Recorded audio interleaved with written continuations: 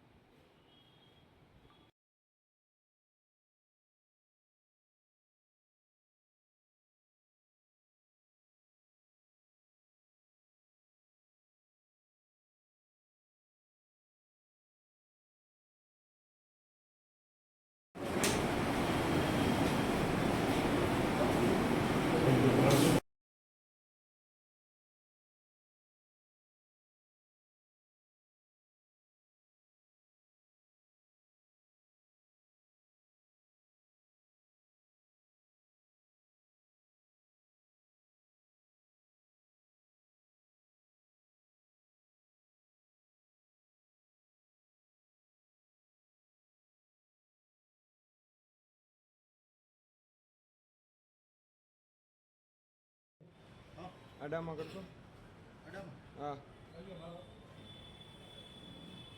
ફટાફટ કરજો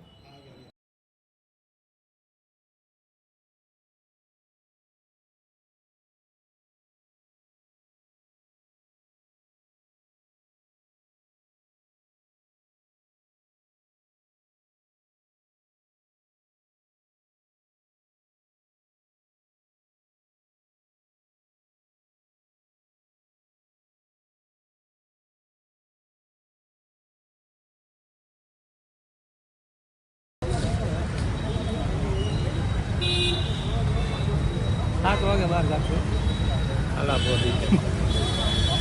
ચાલુ કરું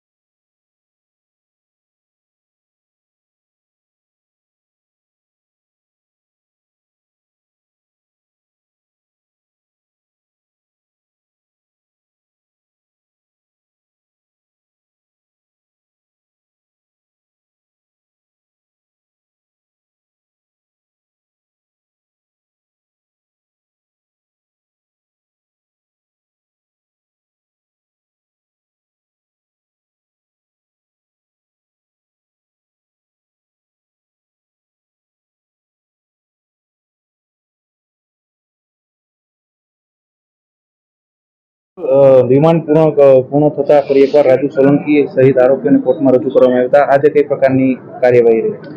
આજરોજ કોઈ ફર્ધર રિમાન્ડ હોતી નહીં, એટલે ફર્ધર રિમાન્ડની માગણી પ્રોસિક્યુશન દ્વારા કરવામાં આવી નથી. એટલે તમામ આરોપીઓ છે એ તમામ આરોપીઓને અત્યારે સુરત લાજપોર જેલમાં ટ્રાન્સફર કરવામાં આવ્યા છે. શું લાગે છે આ કેસમાં આપને આપ કઈ રીતે જોઈ રહ્યા છો આ કેસ? જે હાલનો જે કેસ છે એ આજે રાજુ સોલંકીના પુત્ર સંજય સોલંકીએ જે ગોંડલના ધારાસભ્યના પુત્ર વિરુદ્ધ જે ફરિયાદ નોંધાવી છે અને એ ફરિયાદના કામે યોગ્ય અને તટસ્થ કાર્યવાહી થાય, તટસ્થ તપાસ થાય એવી માગણીઓ હતી અને એવી માગણીઓ ફૂલફિલ ન થાય તો એ લોકો આંદોલન કરવાની ચીમકી સરકારને અગાઉ આપેલી હતી. આ આંદોલન છે એ થાય નહીં અને જેને કહેવાય કે પૂર આવ્યા પહેલા સરકારે પાડ બાંધ્યો એવો ઘાટ સર્જાયો છે. એટલે હાલ આ તમામ આરોપીઓની વિરુદ્ધ ગુસ્સી ટોક દાખલ કરી અને બધાને જેલમાં બેસાડી દેવામાં આવે, જેથી કરીને આખું પ્રકરણ છે એ દબાઈ જાય અને આવનાર ભવિષ્યમાં પણ કોઈ સત્તાધારી પક્ષના કોઈ જેને કહેવાય કે રાજકીય નેતાઓના પુત્ર હોય કે અન્ય બીજા કોઈ પણ વ્યક્તિ હોય એના વિરુદ્ધ કોઈ અવાજ ન ઉઠાવે એના માટે થઈને આ પ્રકારના પગલાં લેવામાં આવ્યા એવું પ્રથમ દર્શનીય લાગી રહ્યું છે. મને એવું જાણવા પણ મળ્યું છે કે સત્તાધારી પક્ષના જ કોર્પોરેટરો જે જૂનાગઢના છે એમાં ઘણા કોર્પોરેટરો વિરુદ્ધ ગુસ્સી ટોક દાખલ કરવી, જેની વિરુદ્ધ 70 ગુનાઓ છે એવી માગણીઓ પણ પ્રજાજનોએ મૂકેલી છે, પણ એમાં આજ દિન સુધી કોઈ કાર્યવાહી થઈ નથી. અને આમાં જે કાર્યવાહી થઈ છે એટલે ક્યાંક ને ક્યાંક આમાં તંત્રની જે કાર્યવાહી છે એ શંકા ઉપજાવનારી છે.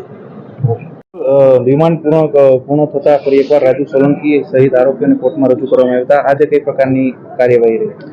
આજરોજ કોઈ ફર્ધર રિમાન્ડ હોતી નહીં, એટલે ફર્ધર રિમાન્ડની માગણી પ્રોસિક્યુશન દ્વારા કરવામાં આવી નથી.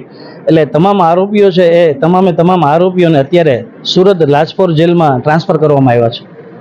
શું લાગે છે આ કેસમાં આપને આપ કઈ રીતે જોઈ રહ્યા છો આ કેસ? જે હાલનો જે કેસ છે એ આજે રાજુ સોલંકીના પુત્ર સંજય સોલંકીએ જે ગોંડલના ધારાસભ્યના પુત્ર વિરુદ્ધ જે ફરિયાદ નોંધાવી છે અને એ ફરિયાદના કામે યોગ્ય અને તટસ્થ કાર્યવાહી થાય, તટસ્થ તપાસ થાય એવી માગણીઓ હતી અને એવી માગણીઓ ફૂલફિલ ન થાય તો એ લોકો આંદોલન કરવાની ચીમકી સરકારને અગાઉ આપેલી હતી. આ આંદોલન છે એ થાય નહીં અને જેને કહેવાય કે પૂર આવ્યા પહેલા સરકારે પાડ બાંધ્યો એવો ઘાટ સર્જાયો છે. એટલે હાલ આ તમામ આરોપીઓની વિરુદ્ધ ગુસ્સી ટોક દાખલ કરી અને બધાને જેલમાં બેસાડી દેવામાં આવે, જેથી કરીને આખું પ્રકરણ છે એ દબાઈ જાય અને આવનાર ભવિષ્યમાં પણ કોઈ સત્તાધારી પક્ષના કોઈ જેને કહેવાય કે રાજકીય નેતાઓના પુત્ર હોય કે અન્ય બીજા કોઈ પણ વ્યક્તિ હોય એના વિરુદ્ધ કોઈ અવાજ ન ઉઠાવે એના માટે થઈને આ પ્રકારના પગલાં લેવામાં આવ્યા એવું પ્રથમ દર્શનીય લાગી રહ્યું છે. મને એવું જાણવા પણ મળ્યું છે કે સત્તાધારી પક્ષના જ કોર્પોરેટરો જે જૂનાગઢના છે એમાં ઘણા કોર્પોરેટરો વિરુદ્ધ ગુસ્સી ટોક દાખલ કરવી, જેની વિરુદ્ધ 70 ગુનાઓ છે એવી માગણીઓ પણ પ્રજાજનોએ મૂકેલી છે, પણ એમાં આજ દિન સુધી કોઈ કાર્યવાહી થઈ નથી. અને આમાં જે કાર્યવાહી થઈ છે એટલે ક્યાંક ને ક્યાંક આમાં તંત્રની જે કાર્યવાહી છે એ શંકા ઉપજાવનારી છે. જૂનાગઢ શહેરના ઝાંઝડા રોડ ઉપર આવેલા સ્વર્ણભૂમિ નામનું એક રહેણાંક કોમ્પ્લેક્સ કે જ્યાં 14 માળનું બિલ્ડિંગ બની રહ્યું છે, જેના ફોટા સાથે પ્રૂફ સામેલ છે. જૂની શરત મુજબ 2300 ચોરસ મીટર જગ્યા છોડવાની હોય છે. તે રાજ્ય સરકારના પરિપત્ર હોવા છતાં 20% માર્જિનની જગ્યા મૂકેલ ન હોય અને મહાનગરપાલિકાએ જે પરવાનગી આપેલ હોય જે ગેરકાનૂની હોય અને અંદાજિત 7 કરોડની રકમની સરકારની જગ્યા ઉપર પેશકદમી કરેલું. આ અંગેની રજૂઆત અમારા વકીલ દ્વારા અને અમારા દ્વારા મહાનગરપાલિકાને રજૂઆત કરવા છતાં આજ દિન સુધી મહાનગરપાલિકાએ આ બાબતે કોઈ પણ નિર્ણય લીધેલ નથી અને કાયદાકીય જોગવાઈ મુજબ બિલ્ડિંગ ઉપર અંદાજિત 14 માળની 4 અલગ બિલ્ડિંગો બનતી હોય ને હાલ બાંધકામ પૂરજોશમાં ચાલુ હોય ને રાજ્ય સરકારની જગ્યા ઉપર ખુલ્લેઆમ પેશકદમી કરેલ હોય ને જે આપ સાહેબને અવારનવાર રજૂઆત કરવા છતાં મહાનગરપાલિકાએ હજી સુધી પણ BPMC એક્ટની કલમ 260 નીચે કોઈ પણ કાર્યવાહી કરવામાં આવી નથી અને અવારનવાર મહાનગરપાલિકાના કમિશનરને રજૂઆત કરવા છતાં પણ TP અધિકારીને રજૂઆત કરવા છતાં 260(2) નીચેની હજી બિનઅધિકૃત બાંધકામની 260(2) મુજબની બિનઅધિકૃત કામગીરી અંગેનો હુકમ કરવો છે તે હુકમ કરવામાં આવ્યો ન હતો. ત્યારે ના છૂટકે આજે ફરિયાદી શ્રી રવિન્દ્ર દિલીપકુમાર પરમારે મહાનગરપાલિકાની કચેરી ખાતે પ્રતિક ઉપવાસનો કાર્યક્રમ ધરણા પ્રદર્શન અને પ્રતિક ઉપવાસનો કાર્યક્રમ આપવામાં આવ્યો હતો અને વધુ અંગે માહિતી આપતા જણાવવામાં આવ્યું હતું કે આ અંગે હવે જો મહાનગરપાલિકાના ટીપી અધિકારી કે મહાનગરપાલિકાના કમિશનર દ્વારા કોઈ પણ જાતના પગલાં લેવામાં નહીં આવે કે ગેરકાયદેસર બાંધકામની બિનઅધિકૃત ગેરકાયદેસર બાંધકામ છે તે મુજબ 262 મુજબ તેઓનું હુકમ નહીં કરવામાં આવે તો ના છૂટકે અમારે નામદાર ગુજરાત હાઈકોર્ટમાં જવાની ફરજ પડશે તેમ જણાવવામાં આવેલ છે.